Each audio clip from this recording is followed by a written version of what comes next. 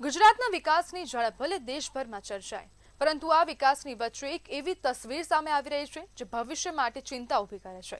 ગુજરાતમાં ખેતીલાયક જમીન સતત ઘટી રહી છે। સરકારી આંકડા મુજબ 2020-21માં રાજ્યમાં 124.62 લાખ હેક્ટર ખેતીલાયક જમીન હતી, જે 2024-25માં ઘટીને 122.38 લાખ હેક્ટર રહી ગઈ, એટલે કે લગભગ 2.24 લાખ હેક્ટર જમીન ખેતીમાંથી બહાર થઈ ગઈ। આ માત્ર જમીનનો આંકડો નથી, આ ખેડૂતોના ભવિષ્ય અને આવનારી પેઢીની ખાદ્ય સુરક્ષાનો સવાલ છે। શહેરીકરણ વધ્યું, હાઈવે આવ્યા, ઉદ્યોગો આવ્યા, લોજિસ્ટિક પાર્ક અને હાઉસિંગ પ્રોજેક્ટ્સ ઊભા થયા છે, પરંતુ સવાલ એ છે કે આ બધાની વચ્ચે ખેતરો ક્યાં જશે? બીજી તરફ બિયારણ, ખાતર અને મજૂરીનો ખર્ચ સતત વધી રહ્યો છે, જ્યારે પાકના પૂરતા ભાવ નથી મળતા, ખેતી પોષાતી નથી, એટલે ખેડૂતો જમીન વેચવા મજબૂર બન્યા। આજે ખેતર વેચાઈ રહ્યું છે, કાલે અનાજ ક્યાંથી આવશે તે પણ એક મોટો સવાલ છે। વિકાસ જરૂરી છે, ઉદ્યોગો પણ જરૂરી છે, પરંતુ જો વિકાસની કિંમત ખેતી અને ખાદ્ય સુરક્ષા હશે તો આ વિકાસ પર ફરી વિચારવાનો સમય આવી ગયો છે, અને તે સમય હવે હાલ મજબૂર કરે છે કે આપણે હવે ખેતીને લઈને વિચારવું પડશે, કારણ કે ખેતીની જમીન જે પ્રમાણે ઘટી રહી છે, જે ખેતીલાયક જમીન છે તે ક્યાંક ને ક્યાંક ઉદ્યોગોમાં આપવામાં આવી રહી છે, ત્યાં કોમર્શિયલ બિલ્ડિંગ બની રહી છે, સાથે સાથે રેસિડેન્શિયલ એરિયા પણ બની રહ્યો છે, જેના કારણે હવે ખેડૂતોને ખૂબ નુકસાન થઈ રહ્યું છે। સાથે સાથે હવે ખેતી ક્યાં કરવી તે પણ એક સવાલ છે, અને આજ મુદ્દે આપણી સાથે ચર્ચા કરવા માટે ખેડૂત આગેવાન મેઘરાજ પટેલ જોડાઈ ગયા છે। મેઘરાજભાઈ, ખેતીની જમીન ઘટી રહી છે, આપનું શું કહેવું છે આના પર? નમસ્કાર બેન શ્રી।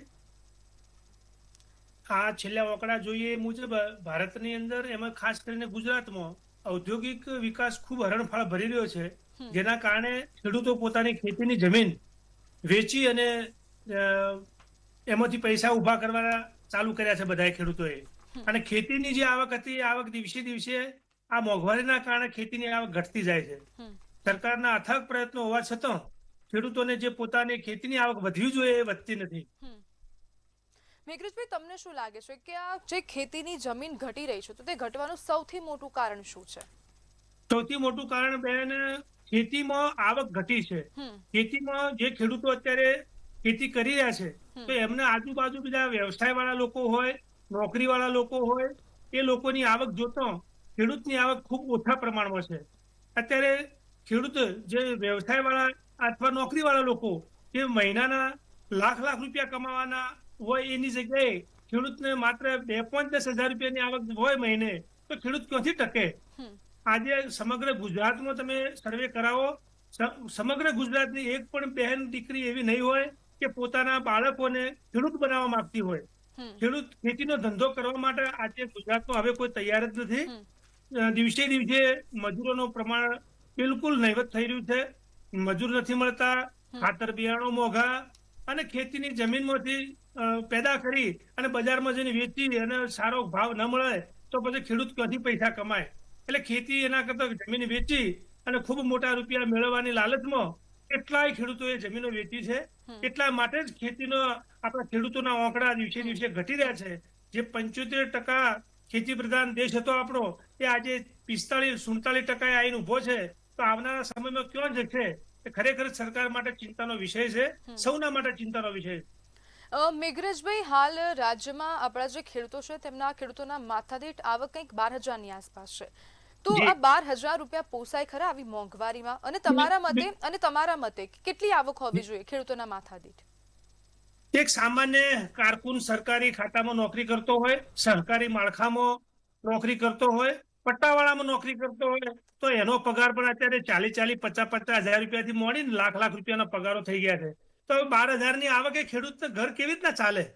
એટલે પોતાનું ઘર ચલાવવા માટે, બાળકોને ભણાવવા માટે, પોતાના સામાજિક વ્યવહારો કરવા માટે ખેડૂતને 12,000 કેવી રીતના, શું કરે ખેડૂત? એટલે ખેતીની આવક વધતી નથી। એના ખાતર તો આ દિવસે દિવસે જમીનો વેચી અને ખેડૂતો પોતાના કોઈ મકાન બનાવી રહ્યા છે, કોઈ પોતાના ઘર વ્યવહારો કરી રહ્યા છે। હવે તો સમય એવો આવ્યો છે એટલે જમીન વેચી અને ઘર કરે, ગાડી લાવે, લગ્ન કરે, આ પરિસ્થિતિ કેટલાય ગામડાઓમાં થઈ ગઈ છે।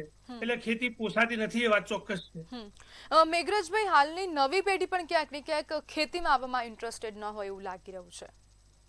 100% વાત આપની સાચી છે।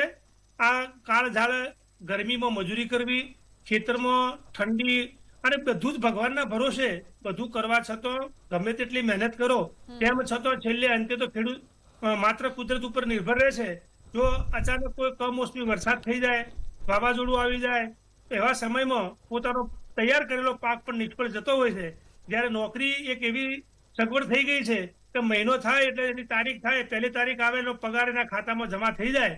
તો આવી સૌ સગવડ વાળી વાત, સેફટી વાળી વાત બધા જ યુવાનો વિચારી રહ્યા છે કે ભાઈ મહિનો થાય એટલે ફિક્સ પગાર આપણને મળી જાય, એવું બધા ઈચ્છી રહ્યા છે. એટલે ખેતી કરવા કોઈ માગતું નથી. જી બિલકુલ મેઘરાજભાઈ, જોડાવા બદલ આપનો આભાર.